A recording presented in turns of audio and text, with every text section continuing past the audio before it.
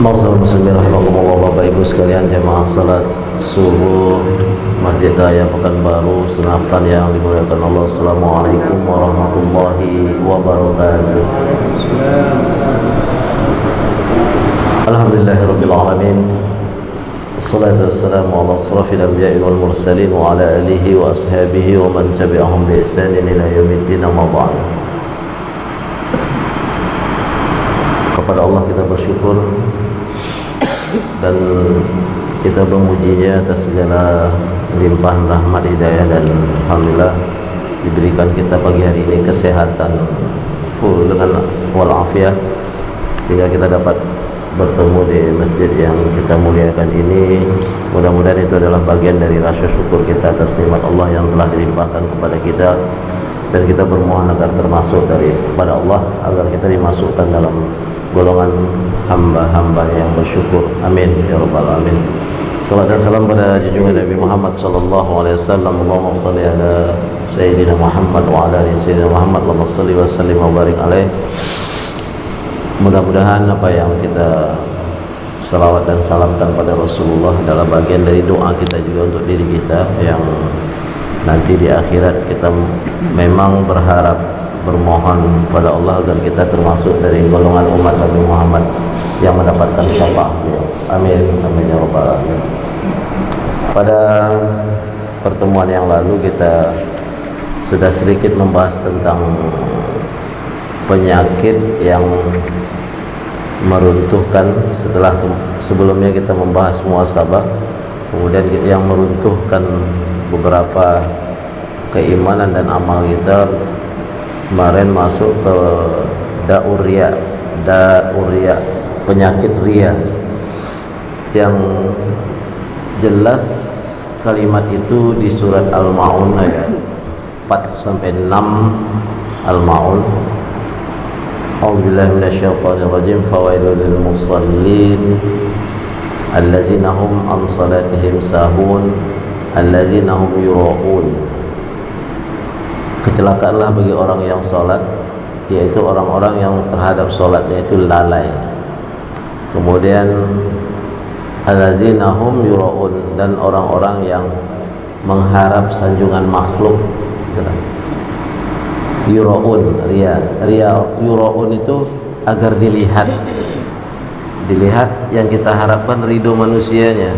Maksudnya agar manusia itu yang diharapkan apa? Martabah, sanjungan atau kedudukan, makom lagi ya. Lalu di ayat yang lain dijelaskan, faman kana yarju liqa'a rabbih falyamal amalan shalihan. Barang siapa yang berharap, berroja dengan pertemuan dengan Tuhannya, dengan Rabbnya yang maha pengatur sekalian alam, falyamal amalan shalihan, hendaklah ia beramal saleh. Tapi ada belakangnya, wala yusyrik bi'ibadati rabbih ahada, jangan mensyirikatkan Allah dalam beribadah kepadanya. Lalu di dalam hadis dikatakan, ana aghnas syuraka anisyirk min amalan usyriku fihi ma'i ghairi taraktu wa syirkahu. Jadi dikatakan dalam hadis qudsi, Allah Azza wa Jalla, aku adalah orang yang aku adalah sebaik-baiknya syuraka, yang berserikat dari perbuatan syirik. Maksudnya kalau kalian ingin berserikat itu dengan aku aja, kata Allah. Kenapa dengan yang lain? Jadi dikatakan fihi ma'i ghairi wa taraktu wa syirkuh. Jadi tinggalkan yang lain itu, ikuti saja aku. Lalu Rasulullah bersabda, inna akhwafa ma akhafu alaikum asyirkul asghar. Jadi sesuatu yang aku khawatirkan dari apa yang sangat aku khawatirkan terhadap dari kalian, dari diri kamu sekalian, asyirkul asghar, syirik kecil.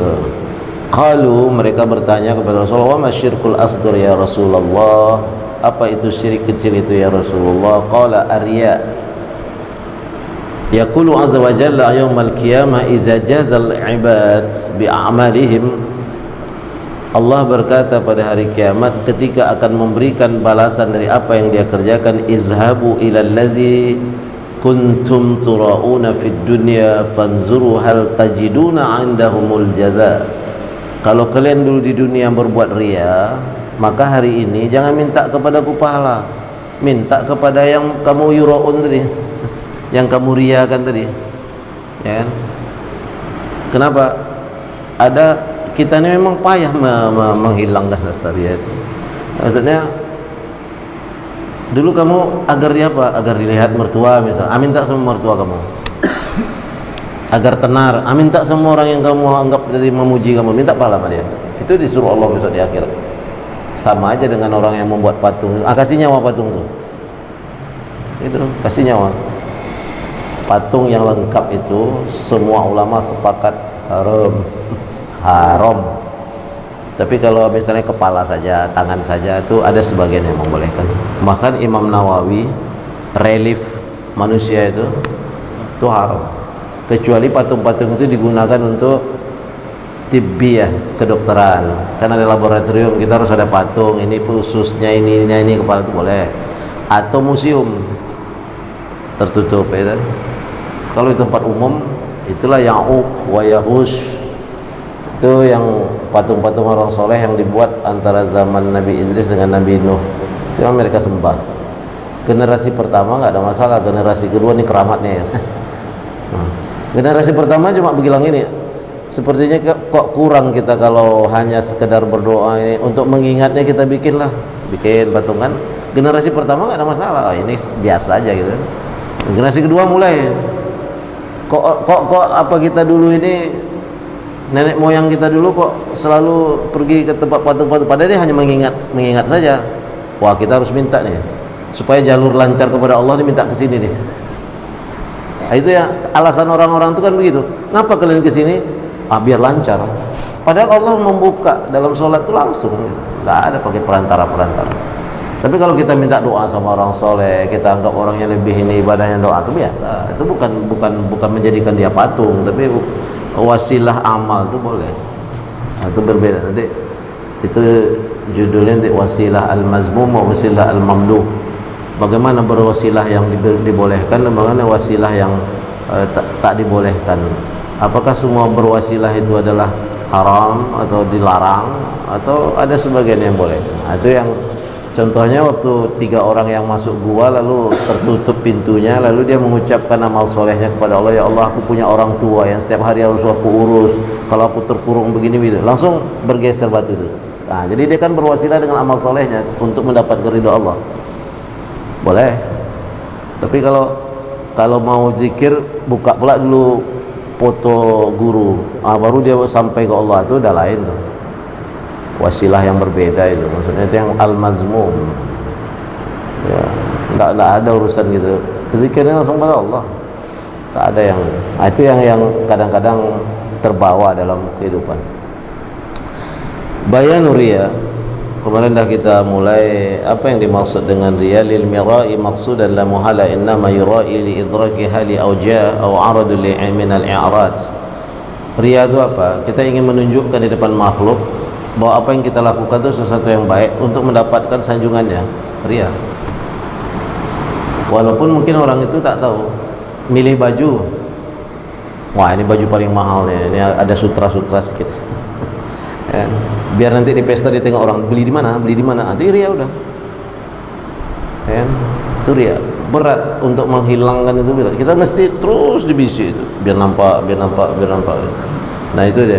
Kemudian dari riya itu, jadi pertama dikatakan ini ada keterangan bayan riyadul khafi, riyaul jali wa khafi, fal jali wallazi yab'asu 'ala al-'amal wa yahmilu 'ala alaihi walau qasada sawab wa huwa ajlah wa aqfa minhu al-qalil allazina yahmilu 'ala al-'amal bi mujarrad illa ay yakhfi al-'amal allazi yuridu bi wajhillah. Jadi ada yang nampak, ada yang hanya terdetik di hati, tapi kita lakukan juga, dapatlah sanjungan orang itu. Itu udah mulai apa ya. Jadi bayanu dawa'ur riya wa tariqatu mu'alajati. Jadi riya itu riya al-khafi kadzalika ay yukhfil lil 'abdi ta'at walakinahu ma'a dzalika idza ra'a an-nasu ahabba ay yuqabiluh. Sedangkan tadi kan kalau yang jali itu nampak pakai baju ini agar misalnya kan, atau aku melakukan ini agar dilihat orang langsung, itu di depan dah jelas ya. Ada lagi yang riya khafi ini dia katakan kadzalika ayyukhfil abdu ta'at, dia menyembunyikan amal-amal solehnya itu, tapi di samping itu dia berharap orang lain bertanya, kau berapa? Solat qobliyah zuhur kau berapa? 2 rakaat atau 4? Aku 4. Nah itu dah. Sebenarnya dia sembunyikan, orang tak tahu, tapi ketika ditanya orang dia ingin disanjung. Ah, udah payah itu. Riya juga. Khafi salah satu yang khafi. Min riya khafi yastahiduna fi ikhfa'i ta'atihim a'zamu mimma yarusun nas ala ikhfa'i firash fawahishihim. Kullu zalika raja'an takhlusu a'malahum as-salihah fajazihi Allah yaumal qiyamah. Untuk melangkahkan kaki dan meletakkan hati kepada nilai ikhlas itu memang berat. Nggak tahu lah kalau sekarang. Kalau dulu kan profesi guru itu termasuk yang paling ikhlas lah. Kenapa saya bilang tak paling ikhlas? Dia nak mau tahu siapa saja anak itu diajarkan. Begitu anak itu sudah berhasil, dia tidak ingat lagi. Maksudnya nanti suatu saat, ibu guru, saya dulu murid ibu, sudahlah ibu, ini saya yang bayar semua. Dia tak ingat lagi, itu kan keikhlasan tinggi. Tak tahu kalau sekarang, mudah-mudahan masih. Biasanya gitu tuh profesinya. Kita nggak tahu lagi, udah nggak ingat. Bahkan keikhlasan tuh tipis itu dengan riya itu. Dan yang tahu itu kita. Orang menilai mungkin ya bisa salah, bisa betul, tapi yang tahu itu antara kita dengan Allah saja. Itu yang paling berat. Sama dengan ketika dijelaskan ayat ya ayyuhallazina amanu, kalimatnya ya ayyuhallazina amanu, wahai orang-orang yang beriman, la yabluwannakum bisyai'in, kami akan menguji kamu dengan sesuatu dari perburuan. Ya, minasodi tanaluhu aidikum, yang disebabkan kamu mendapatkan perbuatan itu dari perbuatan tanganmu, warimahukum, dan panah-panahmu. Nah yang tahu kalau binatang itu halal atau tidak tergantung siapa yang berburu ini. Karena dia waktu meletakkan panah lalu memburu rusa itu, dia sebutkan nama Allah. Kalau tidak dia sebut nama Allah, berarti haram barang itu. Dia kan kita tidak tahu yang kita tuju ini langsung mati. Kalau dia masih menggelepar-gelepar bisa disembelih ya kan. Kalau udah mati, kalau kita tak sebut nama Allah, habis lah. Itu dia. Sikit aja dah. Disebut halal dia. Sama dengan dulu ribut lah masalah sapi Australia yang payah agak itu kan, ini masalahnya kan. Kalau sapi-sapi lokal ini kan ditumbangkan selesai. Sapi Australia itu kan ada namanya perbuatan stunning. Stunning itu ada semacam diukur sentimelinya itu, nanti diletakkan di kepala sapi itu, dipukul, pingsan dia. Nah, begitu pingsan baru disembelih. Cuma pertanyaannya, ketika dia jatuh itu betul-betul pingsan atau sudah mati? Kalau dia pingsan berarti masih hidup, masih halal. Tapi kalau dia sudah mati berarti memotong bangkai. Itu aja bedanya. Jadi hukumnya ketika kita menyembelih itu dia dalam keadaan pingsan, masih hidup, oke, halal. Tapi kalau dia makanya harus ada yang mendampingi ketika itu.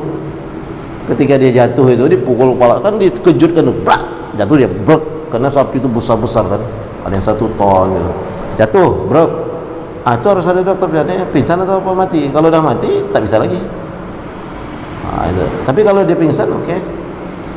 Masih hidup berarti kan. Tapi kalau dia mati, kita memotong bangkai, berarti haram. Makanan ini berat juga. Makanya tergantung orang yang memproduksi makanan, dan itu tuh kita bergantung gitu kan. Itu yang persoalan. Nah kalau ini sudah dimakan oleh orang, kan mengalir pada kita. Jadi kalau kita udah mulai malas ibadah malam, baca Quran, coba selusuri balik, tadi pagi makan apa. Nah, kadang-kadang begitu dia, berpengaruh dia, ya kan? Berpengaruh, makanan itu sangat berpengaruh kepada ibadah kita, sangat berpengaruh, yakinlah. Karena dia masuk di aliran darah. Malbasu haram, kata Imam Syekh Abdul Qadir Jailani mengatakan, apalah gunanya kamu duduk di barisan awal pakai baju mentereng, duduk di sajadah yang mahal, tapi baju jubahmu yang kamu beli dari uang haram, sajadahmu kamu beli dari uang curi, lalu kamu duduk di sop pertama. Di sisi Allah nggak ada apa-apanya sop pertama bagi kamu. Bagus lagi, dibandingnya bagus lagi orang yang duduk di belakang tapi semua malbasuhu halal, pakaiannya halal, sajadahnya halal. Itu lebih baik daripada kamu duduk di depan. Itu kalau kata saya Abdul Qadir ini membandingkan ya. Tapi kalau dalam sama-sama baik, ya lebih baik yang di depan. Ya, itu dia. Tidak ada gunanya. Tapi yang tahu itu siapa? Kita sendiri. Kita sendiri yang tahu. Kita dengan Allah yang tahu. Itulah kadang-kadang di dalam hukum ini memang kita harus menatap kepada diri kita sendiri. Itu riyaul khafi. Ahadu maqata'u uruq wa usuluhu min hubbil lazzatil mahmudah. Intinya riya itu adalah sangat mencintai sanjungan makhluk atas perbuatan amal yang dia lakukan. Sangat mencintai sanjungan makhluk, pujian makhluk atas amal yang dia kerjakan, terutama amal soleh yang dia kerjakan selalu minta sanjung.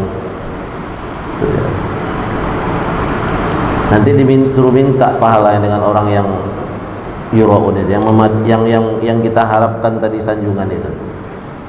Nah, sedangkan yang kedua dikatakan itu maqamal awal adalah maqat uruqatil usul wa hiya hubbul lazzatil mahmudah. Bagaimana caranya? Putuskan hati kamu dari rasa senangnya disanjung oleh manusia, maka riya kamu itu akan hilang. Nah, itu berat tuh, ya kan? Apa kita sekarang di dunia ini yang tak kita harapkan sanjungan orang, kan? Sudah kadang-kadang payah itu menghilangkannya. Yang kedua, daf'ul 'arid minhu asna' al-'ibadah wa zalika labudda aidan min ta'allumihi fa in jahada nafsaka bi qatil magharis riya.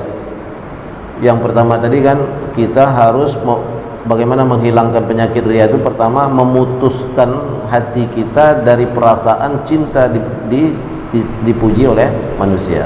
Itu yang pertama. Yang kedua, cara menghilangkannya maqamus tsani daf'ul 'arid minhu asna' al-'ibadah wa zalika labudda aidan min ta'allumi fa inna min jahada nafsahu yaqta'u magharisur riya. Jadi yang keduanya agak berat. Selalu melakukan ibadah itu betul-betul sebelumnya itu betul-betul berniat kepada Allah untuk memutuskan apa yang kita lakukan itu sebagai bagian daripada meminta sanjungan yang lain. Macam mana ya? Meletakkan hati itu betul-betul niat yang di belakang lillahi ta'ala itu yang tahu kan kita.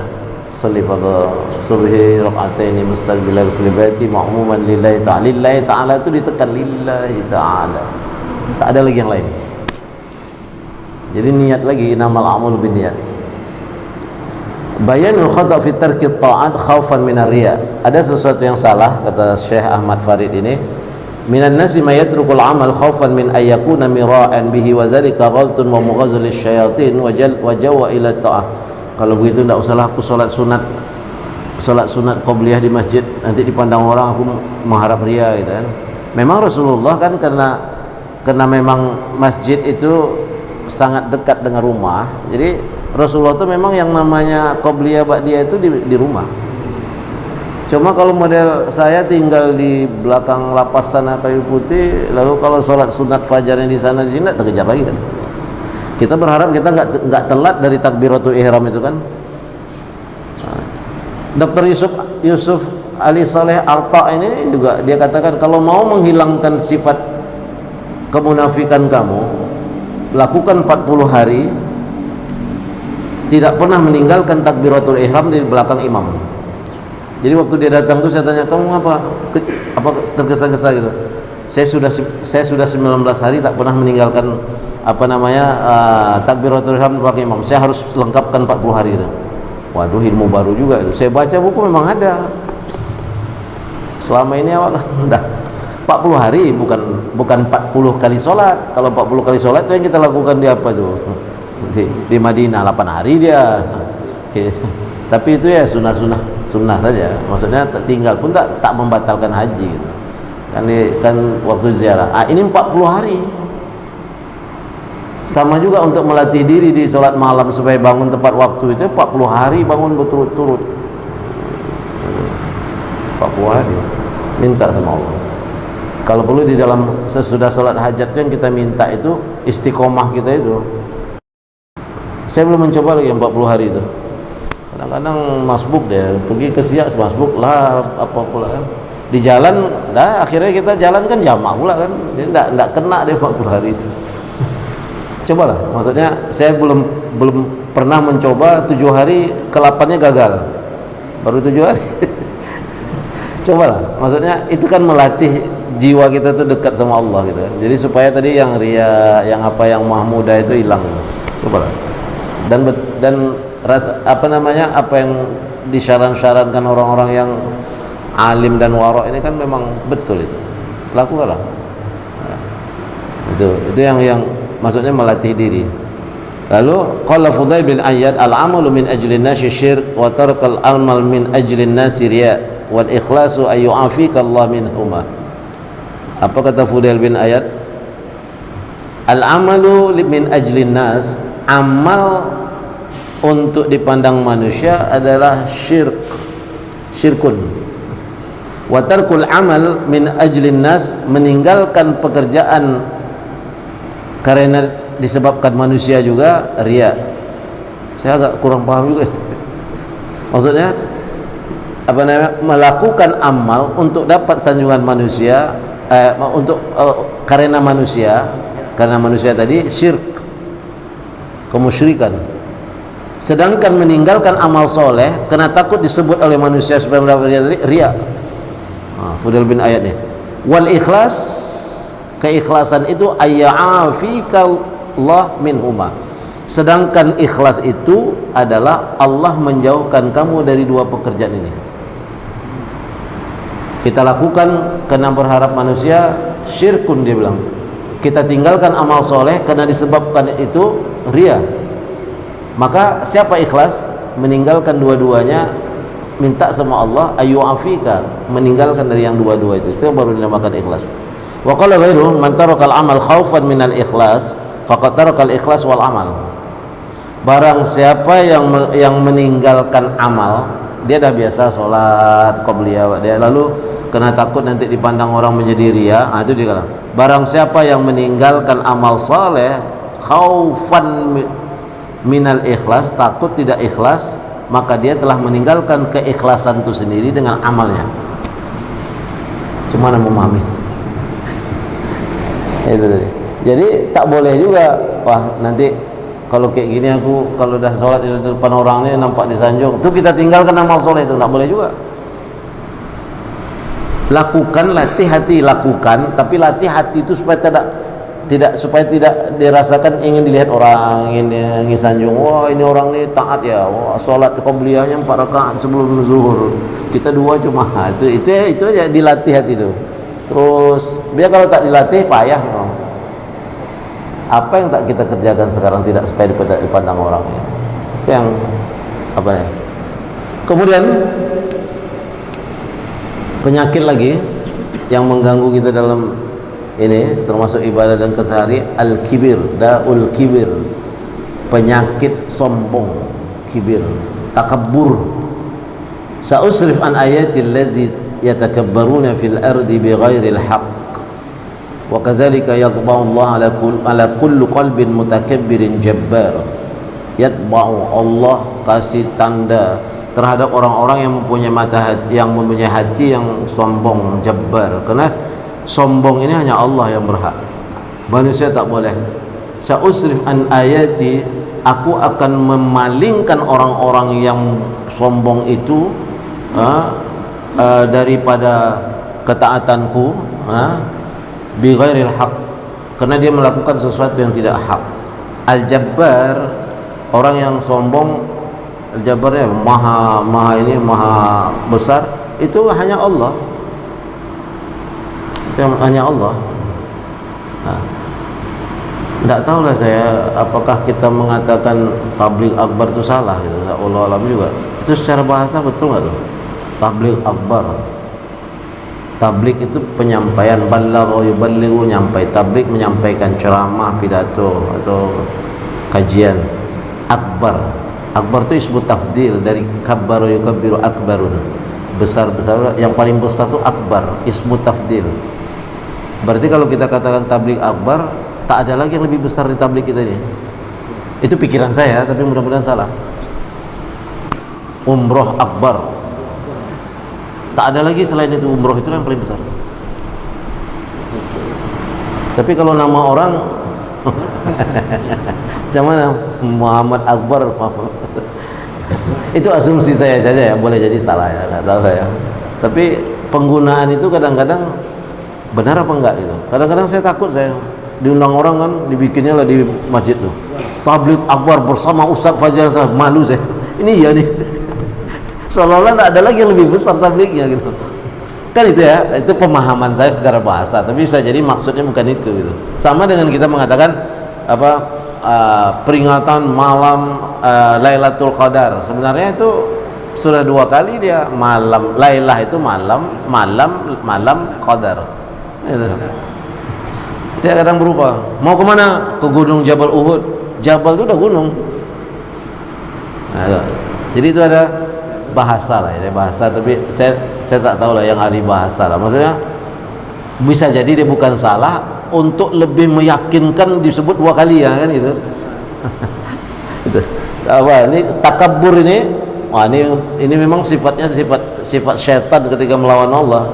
Innahu la yuhibbul mustakbirin. Itu An-Nahl 23. Innal ladzina yastakbiruna an ibadati sayadkhuluna jahannam dakhirin.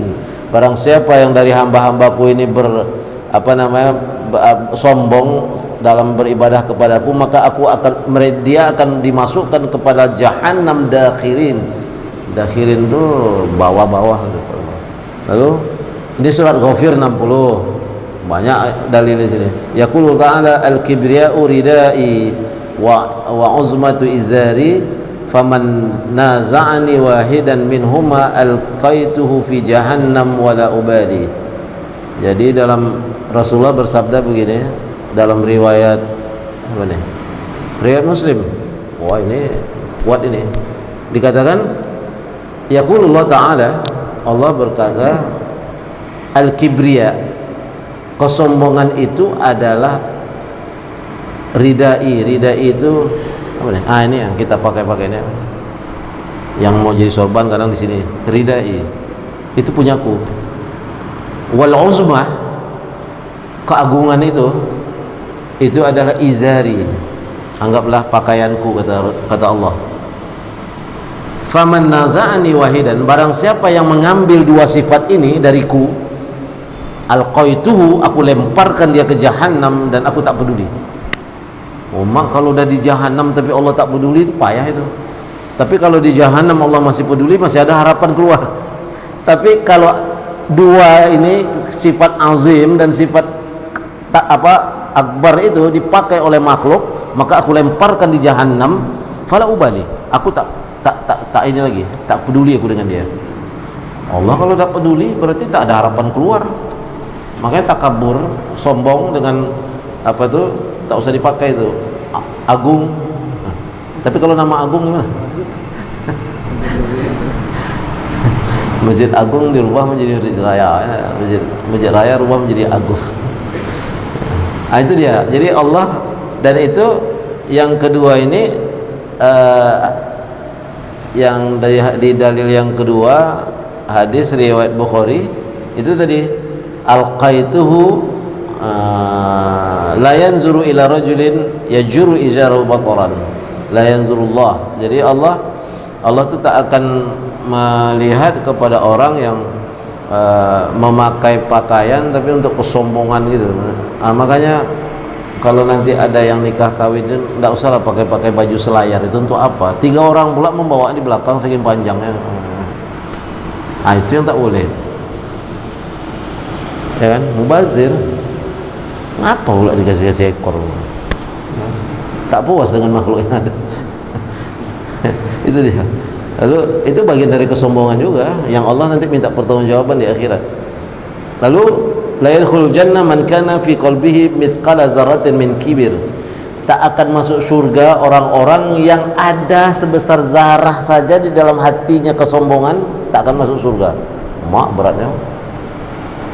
Kita ni mana ada kadang-kadang terdetik semua orang. Kalimat gini aja kan, misalnya kita dileceh orang, belum tahu dia siapa aku, sombong kan? Mak jahanam gawat. Ya, itu dikatakan la yadkhulul jannah, tidak masuk surga man kana fi qalbihi, yang ada di dalam hatinya mithqala itu ya kecil, zarrah, kayak biji zarrah itu yang ada di dalam hatinya kayak sekecil zarrah itu di dalam hatinya kesombongan, tak masuk surga. Awak tersenggol sikit belum tahu dia siapa aku, sombong lah itu. Mana masuk surga? Inna rajul yuhibbu ayyakuna thawbuhu hasanan na'luhu hasanan faqala inna Allah jamilun yuhibbul jamal al-kibru batarul haqqi wa nas. Maksudnya dia ingin menjatuhkan yang sesama makhluk dengan dia sesama manusia, dia ingin di atas itu. Itu dah kesombongan. Wa ma'na batarul haqq al-istiqyaf an qawlihi wa ridai wa nazar ilaihi bi'aini istisghar zalika litarafku wa ta'azzum. Dia memandang orang tu leceh. Aku lebih ini. Ngapain kau berfatwa? Kau cuma MAG, aku MA doktor luar negeri. Luar negeri ini kan banyak juga, ya. Ada yang universitasnya setingkat UI di Indonesia. Kalau di Indonesia kan terkenal UI, UGM, UII lumayan lah, ya kan? Lumayan apa yang tinggi, yang inilah yang favorit. Di luar negeri juga gitu. Kadang-kadang orang tamat USA tapi di kabupatennya gitu. Di luar negeri tapi ya kelas-kelasnya stay di Indonesia gitu. Kita kan tak tahu juga. Tengok dulu ijazahnya. Tapi dia sombong dengan luar negeri. Ayah aku ni ijazahku impor. Parah.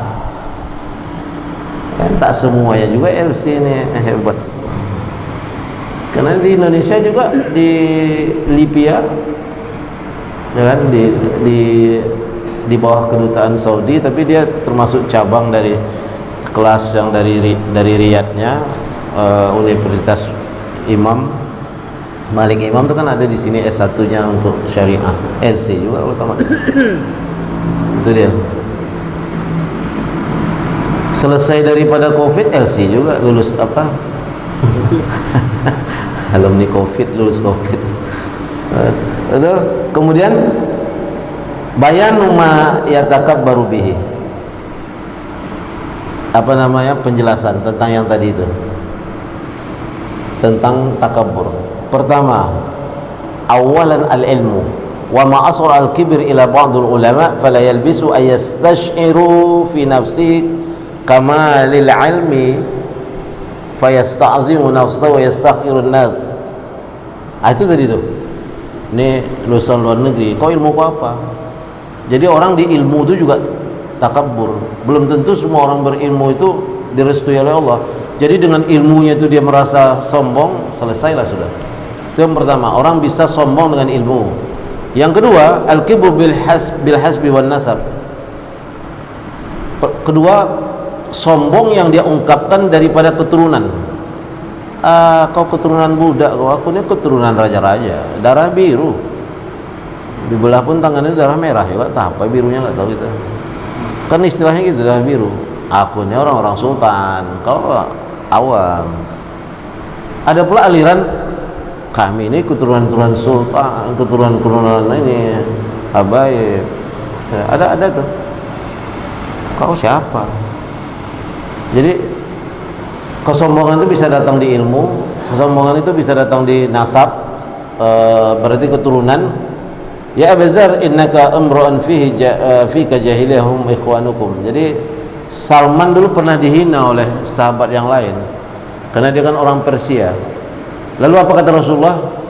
Dibilangnya ketika ketemu dengan sahabat yang lain, bilang, Salman min ahli baiti. Salman ini dari keluargaku. Langsung tak ada yang berani menghina lagi. Biasa itu dari hidup kita, mulai manusia dulu hidup itu misalnya ada tuh sombong dengan keturunan itu biasa. Tapi itu salah. Menghina-hina antara suku dengan suku itu kan biasa. Makanya di dalam Al-Quran kan itu, janganlah kamu menghina suatu kaum, boleh jadi kaum itu lebih baik dari kaummu. Janganlah seorang perempuan dari suatu kaum menghina perempuan dari kaum yang lain, karena belum tentu juga, bisa jadi yang dihina itu lebih baik gitu. Maksudnya boleh jadi dalam suatu kesukuan, dalam suatu kaum itu ada yang error, tapi jangan dipukul rata semua gitu. Jadi kalau kita bilang aku ini dari kaum yang mulia, sombong, dan Allah nanti lemparkan ke jahanam, la ubali gitu deh. Lalu yang ini kesombongan manusia juga dari harta. Tadi ilmu, kemudian apa lagi? Keturunan, harta. Oh, harta ini paling mudah kali. Kau siapa kau kere? Udah baca udah ya. Sombong. Ingat tuh, setiap kita ingin gitu tuh, ini dilemparkan Allah tak mau lagi melihat kita. Itu aja, lemparkan Allah ke jahanam ini. Gitu. Itu ya, mal. Wadzalika yajri bainal aghniya fi libasihim. Dah jelas orang di masjid itu Ramadan rata-rata biasa kehidupannya, datang orang kaya dengan baju yang glamor. Itu sombong itu. Jadi tengok, rianya kena, sombongnya kena, habislah. Wah, berdecak kagum, mana nih Pak belinya? Kena di mal, harta ya. At-takabbur bil ittiba' wal ansar wal ashirah. Fa hazihi ba'du ma yatakabbar bihi an-nas ba'dahum 'ala ba'din, nas'alu Allah ta'ala 'al-'aun bi lutfihi wa rahmatihi. Ini bahaya juga. At-takabbur bil ittiba', sombong sebagai pengikut anu. Makanya saya ingatkan juga kawan-kawan sini, saya jemaah ustaz ini, saya jemaah ustaz ini. Begitu dia mengaku saya jemaah ustaz ini, kau jemaah ustaz mana? Kere kau. Itu udah sombong itu. Merasa kita ini mengikut suatu komunitas yang punya kita anggap tinggi. Itu sombong. Ingat aja terus, ini akan dicampakkan oleh Allah jahanam dan Allah tak akan peduli. Tak boleh itu ittiba. Ittiba itu kan mengikut. Bil ittiba wal ansar wal ashirah. Kau kelompok mana kau? Jadi bangga dengan kelompok itu juga Allah marah. Kau neraka kau, kami ini surga.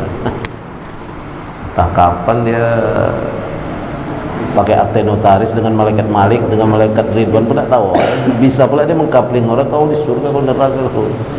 Awak tak apa-apa lah di pinggir di perbatasan, paling tidak tak masuk neraka. Itu persoalannya.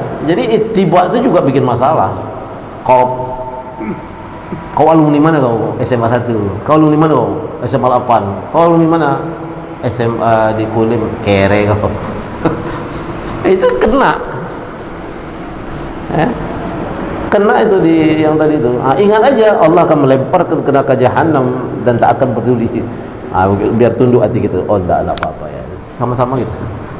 Kan? Tak boleh. Makanya kadang-kadang dunia ini memang memukau. Saya itu selalu saya sarankan masuk masjid itu udahlah, jangan dipakai rompi-rompi crop itu, karena bikin masalah juga.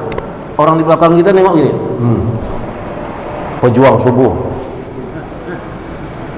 macam dia aja yang berjuang subuh, orang lain juga berjuang subuh. Pakai rompi dia, ini udah dekat nih, 2022, 2023, 2024. Nanti banyak rompi bertebaran di masjid-masjid itu, mengganggu orang. Ini rompi apa lagi nih? Tak usahlah berwarna-warni yang tulisan itu mengganggu. Sekarang kita tambah menyadari kita berdosa. Kita di baris depan, lalu kita memakai baju yang bertulis-tulis dalam crop, orang begitu di belakang terganggu sholatnya. Kita berdosa. Makanya anjuran Rasulullah itu pakailah baju yang polos gitu. Maksudnya tak bercorak-corak. Tapi bukan berarti saya melarang, tak ada lagi Ustaz. Aku baju batiknya lah yang ada Ustaz, gambar burung ini. Pakai aja. Ya, dia mengganggu kan, corak-corak yang aneh itu mengganggu kan, mengganggu orang belakang. Itu dia takabbur bil ittiba wal ansar wal ashirah. Nauzubillah min wa'lam anna takabbur bi syama'il rajul kasugrin wa biyatin nazari sarai wa fi aqwali hatta fi sautihi. Ansar wal ittiba bisa juga dalam apa namanya, dalam kita beribadah tuh sombong bisa juga. Maksudnya suaranya tuh bagus, dia kata Coba kalau tak pakai nih. Nih dengar aku. Nah, sombong kan? Ini suara yang bagusnya. Sombong itu. Kita rasa beribadah mengaji tapi kita sendiri kena di posisi sombong tadi. Sikit lagi ya. Lalu dijelaskan wa qiyamuhu wa julusuhu harakatun wa sukunatuhu faman al-mutakabbirina may yajma'u zalika kullu minhum. Jadi dikatakan gini, sombong itu bisa fi syama'il rajul qasy'ari fi wajhi wa nazar saraiz fi aqwal, dalam kalimat, dalam suara, fi naghmah, dalam bersyair atau bernyanyi, wa yazhar fi masyiyatihi, bisa saja dia sombong dalam berjalan.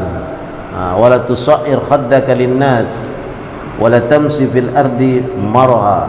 Tamsi fil ardi marha, bisa saja sombong itu ditunjukkan dari jalan, dari sikap, dari suara, dari macam-macam, dari cara duduk. Sombong itu. Ya, main mulut aja nunjuk orang. Sombong itu. Jadi sikap itu juga bisa nampak sombong. Dah jelas orang tua. Sombong itu. Ingat aja terus hadis terus dilemparkan di jahanam dan Allah tak peduli. Hilang tuh. Iya ya, jahanam tidak jadi. Seperti itulah. Lalu disimpulkan oleh Ahmad Farid ini, Ja Umar bin Abdul Aziz atahu lailatun duyuf wa kana yaktubu fakada sirat wa yadfa'u faqala ad-dayf aqumu ila sirat fa aslahu qala laisa min karamir rajul ay yastahdimu dayf fa ana ya Allah qala hiya awwalu naumatin na'imatu faqama wa malakul isbah. Jadi suatu hari begini, Umar bin Abdul Aziz ini pergi haji bersama sepupunya. Saya lupa, Malik Hisham bin Malik apa nama Marwan bin Malik. Dia khalifah. Umar bin Aziz belum menjadi khalifah. Lalu setelah umrah, tawaf, sa'i selesai itu, dah selesai tahallul, mereka naik ke Jabal Qubais. Jabal Qubais itu di tempat istana sekarang itu. Istana dia tinggi sedikit kan. Naik ke Jabal Qubais. Biasalah namanya khalifah, presiden pasti ada pengawalan. Naik ke atas, menengok presiden di atas, semua melambai. Itu khalifah, ya biasa lah kan, public figure. Apa dibilangnya katanya kepada Umar bin Abdul Aziz, ya Umar, lihat kalau apa namanya konstituen pengikutku tuh, dia penduduk tuh semua mengeluh-elukan, lambai sedikit lah. Jadi Umar bin Abdul Aziz mengatakan, ada yang salah nih dengan sepupuku nih, harus aku ingatkan. Lalu dia katakan, hari ini kau gembira dengan lambaian penduduk ataupun rakyatmu yang mengeluh-elukanmu. Tapi ingatlah nanti suatu hari lambaian itu berubah dengan tuntutan. Paham maksudnya? Kenapa? Kamu tak memenuhi hak dia sebagai rakyat, maka semuanya akan bisa jadi semua itu akan menuntutmu di mahsyar. Di mana letakmu ketika itu? Kamu hanya minta perlindungan Allah. Maka hari ini sudahlah, tak usah berbangga dengan banyaknya pengikut dan anak apapun rakyatmu itu, karena dia akan menuntut hak-hak kita. Ini sebagai pimpinan banyak juga hak orang kita tak tahu yang kita sampaikan. Sama dengan Umar bin Khattab ketika kambing itu dia menyelusuri ada kambing jatuh di dalam lubang mati, dia gendong. Siapa yang punya kambing ini? Siapa yang punya ini? Siapa yang punya ini? Ada yang ngaku, iya punya saya, itu kambing saya jatuh. Dikasihnya kambing itu, kita kuburkan, ini ganti. Khalifah tak usah diganti, itu kan memang cara kambing itu yang jatuh ke dalam lubang dan mati. Sudah datang tidak. Umar takut sampai kambing yang mati ini akan ditanya oleh Allah, kenapa kau tak perbaiki jalan? Awak gini gimana?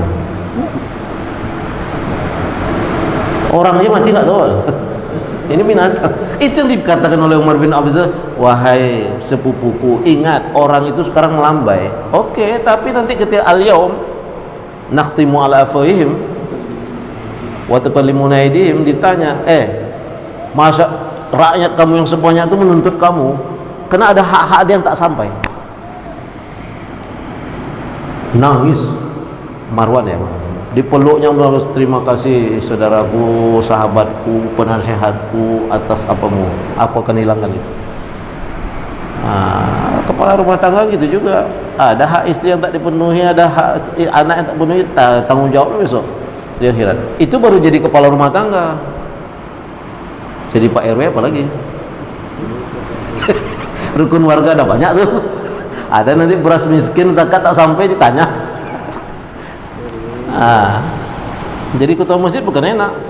Saya setiap hari ya Allah, ada yang salah, saya kacau ini gitu. Bukan tak ini gitu, bukan tak bertanggung jawab. Ditanya satu-satu, kau dulu menjadi ketuanya, apa yang kau tanggung jawabnya? Orang-orang itu.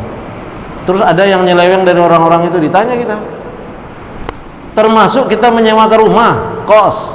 Terjadi perzinahan di situ, kita kena. Kenapa tidak kita kawal? Jangan enak ngambil duit kontraknya, jadi kontrolnya rumah itu. Siapa yang rumah? Kalau udah ada laporan masyarakat, siapa yang dibawanya itu? Ini orang asing nih. Tanya, tak bisa keluar. Tegas saja. Daripada kita ditanya di akhirat, maka lebih enak sarang burung walet. Jadi kos itu enak memang, tapi kita ditanya. Sekali lagi saya tanya, ditanya. Karena itu di bawah kekuasaan kita. Kita kontrak itu kan di bawah kekuasaan kita. Pakai perjanjian. Buat perjanjian yang seketat mungkin. Terdapat suatu hari dapat ini, ada jelas dalilnya, habis sih. Harus tegas, ya. Sebagaimana kita tegas. Kalau enggak habis kita. Habis maksudnya habis amal kita, capek-capek umroh 5 kali, haji 10 kali, begitu di akhirat rumah kos kau tuh dulu banyak eksiden kau tak peduli, habis. Tanggung jawab kita sebagai orang yang memiliki, enak-enak aja ya. Sudahlah pajak tak bayar, pajak tak bayar apa? Zakatnya tak bayar, di rumah kos itu sudah tuh orang enak-enak aja gitu. Enggak bisa. Berat itu tanggung jawabnya. Jadi kepala rumah tangga aja berat. Apalagi di atas rumah tangga, rukun tangga ya, itu rukun keluarga, lurah, camat. Lebih berat lagi satu kecamatan. Apa lagi? Wali kota, gubernur lebih berat lagi. 6 juta satu provinsi. Itu yang dilakukan Umar itu, diangkatnya kambing udah. Aku takut ditanya nanti. Karena Umar tidak memperbaiki jalan, tidak memerintahkan memperbaiki jalan, dan ini mati karena sebab itu. Allah minta pertanggungjawaban Umar. Ngeri. Itu dia. Jadi takabur ya. Pertemuan besok kita bagaimana mengobati. Mengobati di sini salah satunya dikatakan ahaduhuma qat'u syajaratihi min magharisi fil qalbi daf'ul 'arid minhu bil asbab allati yatakabbar bi. Kita cari apa sebab kita sombong dalam perkara ini, kita cari masalahnya lalu putuskan. Maksudnya apa menyebabkan kita sombong di sini? Kita sombong karena kita keturunan ini. Hapuskan itu dalam hati kita. Bukan dihapuskan keturunan, hapuskan itu. Keturunan biasa kok, makhluk biasa kok, mau keturunan darah biung apa? Apa sebab kita sombong tuh? Cari masalahnya, putuskan masalahnya itu. Jangan disambung-sambung lagi, ya kan? Itu akan menjadi sombong. Kedudukan, ingat sebentar. Allahumma malikal mulki tu'til mulka man tasya wa tanzi'ul mulka mimman tasya biyadikal khair innaka 'ala kulli syai'in qadir. Allah tuh raja di raja. Memberikan jabatan kepada siapa yang dia, kekuasaan kepada siapa yang dikehendaki. Tapi ketika mengambil kalimatnya wa yanzi'ul mulka, cabut. Allah cabut kekuasaan itu di siapa yang dikehendaki. Makanya banyak orang yang berkuasa ketika dicabut stres. Karena cabut. Keras Allah itu cabut. Kalimat yanzi'u itu kan cuma berada pada posisi apa? Orang mau mati, naza'. Itu. Makanya kalau tidak bertawakal sama Allah, punya jabatan, dicabut, stres. Tapi kalau dia bertawakal sama Allah, jabatan datang dan pergi, terserah lah gitu. Jadi kita perlu juga meremehkan dunia ini. Jangan selalu menyanjung-nyanjungnya, perkara sepele, ya kan? Maksudnya sudahlah, kita ini ada Allah, ngadu ke Allah. Itu yang kemarin kita bahas, mihrab, minta. Anna laki hadha Nabi Zakaria mengatakan ke Maryam, dari mana kamu dapat ini? Min indillah. Makanan itu dah ada, Nabi Zakaria bawa makanan, tahu-tahu di sisi Maryam ada makan. Min aina laki hadza? Min indillah. Sama ketika Maryam sudah melahirkan, ya kan, duduk bersandar di pohon korma, lalu lelah, ingin makan korma itu supaya habis melahirkan itu biar kuat. Lalu kata Allah, huzzi. Huzzi itu goyang pohon korma itu. Nah, ibu-ibu yang kalau bapak-bapak malah saya nanya, tidak pernah melahirkan. Ibu-ibu habis melahirkan itu lemah atau kuat? Lemah. Suruh goyang pohon korma. Sekarang tersandar di sawit, suruh goyang pohon sawit itu supaya jatuh buah sawit. Tidak akan ada itu. Itu cuma sebab saja Allah hanya menyentuh saja pohon korma. Tata sakot itu saling berjatuhan buah korma itu untuk menghampiri Maryam, itu bisa dimakan. Makanya salah satu kesimpulan, memang orang-orang habis melahirkan itu perlu makan korma itu untuk kekuatan balik. Makanya anak kecil ini ditahnik, ambil korma itu diletakkan di lidah itu ketika dia akikah. Itu dia tahnik itu. Itu apa namanya itu namanya sunnah Rasul. Jelas itu dilakukan Allah, dilakukan Rasulullah. Kalau tak dilakukan tak apa-apa, tapi dilakukan kita mendapat lebih, mendoakan anak sekalian. Itu yang dapat saya sampaikan pada kesempatan ini. Mudah-mudahan kita tersentuh hati kita, dan posisi kita untuk menghilangkan yang tadi riya, takabur, itu ada pada kita. Kita rajanya untuk menghilangkan itu, ya kan? Kalau tidak kita, ya tidak mungkin orang lain bisa menghilangkan. Jadi dengan ibadah, selalu baca Al-Quran dan apa yang dilakukan itu, karena Al-Quran ini lengkap. Apa yang terjadi hari ini itu sudah terjadi dulu, berulang aja dia, paling lengkap. Masa kita kalau di bagian keuangan kerja, kitab undang-undang, permen, Capman tentang keuangan, baca habis, buka lagi, baca lagi habis. Kenapa? Karena takut kalau diperiksa nanti kan menyalahi atau tidak, menyalahi turun atau tidak. Masa Al-Quran tidak pernah kita baca? Itu kan persoalan ada pada kita. Ketika Al-Quran tidak pernah kita baca, itu ada persoalan pada diri kita. Apa itu? Begantungan situs iblis supaya kita nggak baca Al-Quran. Yakinkanlah pada diri itu akan menjadikan rahmat. Dia tilawatahu ta'abbudan, ibadah, membacanya itu ibadah. Sudah dapat syafaat lagi dari bacaan itu. Mudah-mudahan kita senantiasa diletakkan Allah hati kita untuk selalu taat. Kita tutup dengan doa kita majlis. Subhanakallahumma wa bihamdika asyhadu an la ilaha illa anta astaghfiruka wa atubu ilaik. Ya Allah, berilah kekuatan kepada kami untuk dapat mensyukuri nikmat-Mu yang telah Engkau berikan kepada kami, dan nikmat-Mu yang telah Engkau berikan kepada kedua orang tua kami, dan ridhailah amal soleh kami. Masukkanlah kami ke dalam golongan hamba-hamba-Mu yang soleh. Ya Allah, jadikanlah pertemuan kami ini pertemuan yang Kau rahmati, dan jadikanlah perpisahan kami perpisahan yang Engkau lindungi. Ya Allah, pisahkanlah antara kami dan wabah, terutama di dalam bulan Ramadan ini, ya Allah, yang akan datang. Ya Allah, sebagaimana Kau pisahkan antara barat dan timur. Rabbana atina fid dunya hasanah wa fil akhirati hasanah wa qina adzabannar. Walhamdulillahirabbil alamin. Lebih dan kurangnya mohon maaf dari kata-kata yang tak tepat pada tempatnya. Wabillahi taufiq. Assalamualaikum warahmatullahi wabarakatuh.